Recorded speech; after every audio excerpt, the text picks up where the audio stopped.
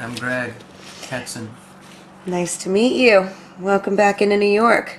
I hear you're never here. Never. All right, so Rare appearance. you were in this movie, American Hardcore, and I just watched it the other night, and I was just kind of making some random notes and was listening to the things that you were saying, some of the differences between then and now, because there were definitely some things that were covered within the movie, and there was a very specific time frame that was assigned to the movie. One of the first things that I noticed was the band logos, with what's changed between now and then. You mean the logos today versus yesteryear? Exactly.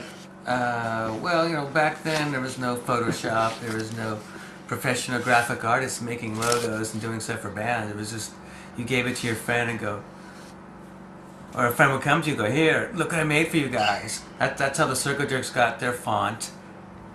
It kind of looks like somebody wrote Circle Jerks in a crayon. That's kind of how we got that. And I know, with my other band, Bad Religion, they gave it to a friend who was like an art student or something. We want a logo. This is the band. This is what we want to symbolize. And they came up with that across the line through it. So, Were any of those things, at what point, honestly, and I'm thinking about it now, but at what point were those things ever copywritten? That wasn't a probably thought. 20 years after the fact. And it's funny, getting back to the Circle Jerks thing, some fan of ours just came up one day after our shows with like a box full of buttons. Look what I made for you guys. We're like, these are really cool. This is a really cool logo. And that's how we ended up with that. Nice. That's kind of how it happened back in our day, Sonny. Well, that kind of takes it to, the whole DIY movement, which I'm still convinced is alive and kicking today. But in American Hardcore, Brian from Minor Threat was saying DIY was basically create what doesn't exist. Correct.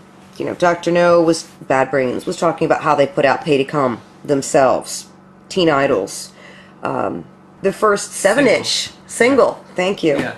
Well, there was no labels. There was really no labels, no punk labels per se back then, really. If you wanted to get your music out, you had to do it yourself.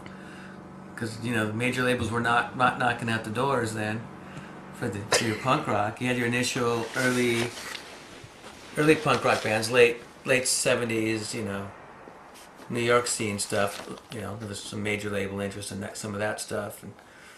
And in England, but in America, past, maybe after the Ramones and Dead Boys, stuff like that. Well, the best punk labels today, and the ones that are still really out there, came from bands. You've got BYO with Sean Stern, Right. Discord with Ian from Minor Threat.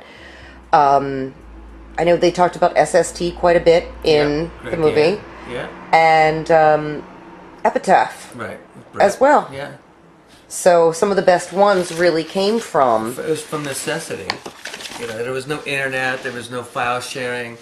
It was all, if you wanted to find out about bands, there was some kid in your town or a couple of kids that Xerox some fanzines, sold them for like 50 cents at shows or a quarter or a dollar, depending how fancily stapled they were together and how good the picture quality was.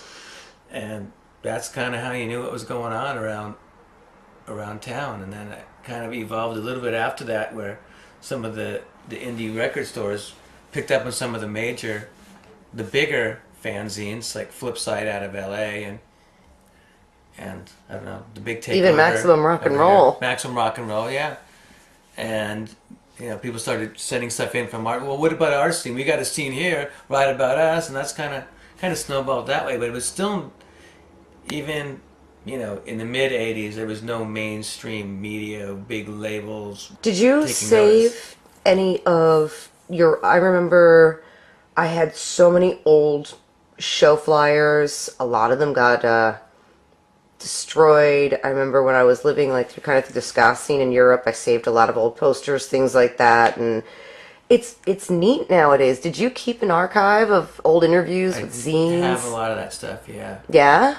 Yeah.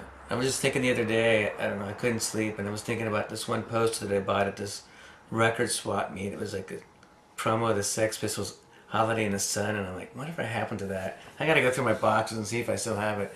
So that'd be cool to frame, you know, to keep that. But yeah, I have a lot of the stuff. I think that's something that I miss nowadays is the discovery element and the flyers and the mixtapes. I don't know, everything kind of seems to be an international stage. You know, back then, when you started a band, it was your goal was to get out of the garage and play a hall or a small club that would be nice enough to let punk rock bands play. And today, you know, I think a lot of the kids realize, you know, if they are good, you can't get a record deal. You can make a living off of it. You can go on tour. Back then, we just wanted to get out and play. We wanted to play parties. We wanted to play, you know, the hit and run hall shows that you didn't know if the cops were going to come and, you know, and break it up because the guy didn't have a permit because he, you know, tricked, like you said, the church or the VFW hall into letting them have a show, that kind of stuff. So And a lot of different people seem to be quoted as in the movie as, you know, we didn't know where it was going to go. We didn't know what it was going to become. Right. Nobody really wanted us, but it used to be you'd find a flyer on a pole. You'd go to a show. It wasn't, you knew 3 weeks in advance, you paid $30 through Ticketmaster. That's it was true. raw. It You got was, there. Songs were... I flashed to this incident where it was probably late 1979. I was with my mom, and I think my mom had just got remarried with her stepdad, and they go, do you want to come to Phoenix? My stepdad had a business trip. I go, okay, I've never been to Phoenix. Heck, I'm like 19 or 18. It's like, I can drink there. I could probably get a drink at a real bar. I'm like, okay, I'll go. And it's like, it became nighttime. It's like, I'm bored. I don't know what to do. And they go, well, you can take the car if you want to go somewhere. It's like, I don't know where to go. I don't know anybody in Phoenix. So I drove around. Like, well, I'll drive by where the college is, like Arizona State. There's got to be some flyers of something. And there was a flyer on the pole. There wasn't anything going on that weekend, and I was there. It was like this band, The Feeders. I remember it was The Feeders.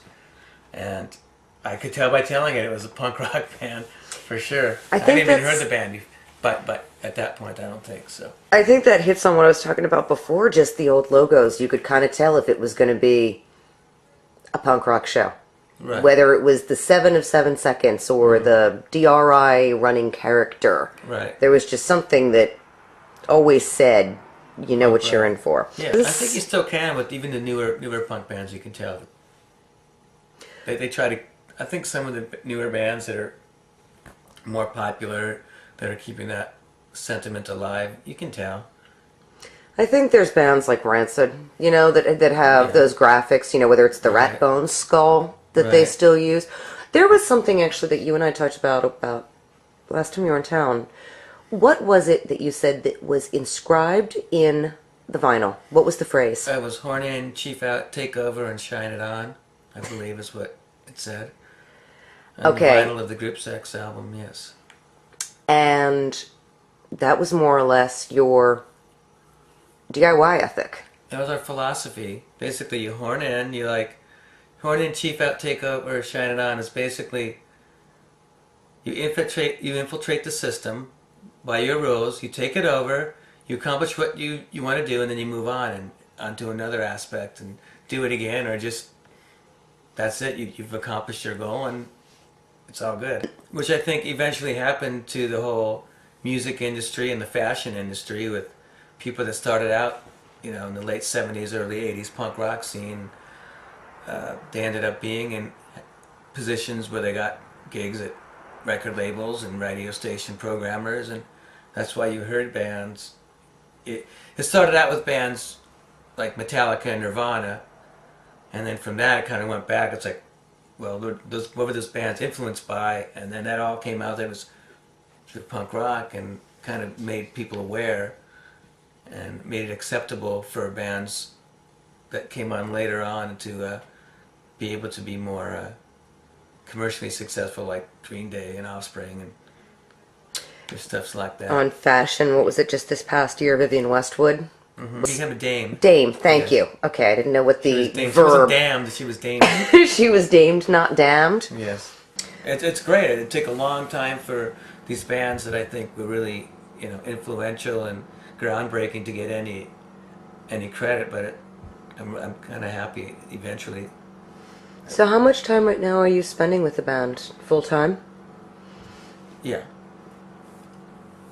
You know, I was at one of the last shows that you played. I was at one of the shows in CBGB's.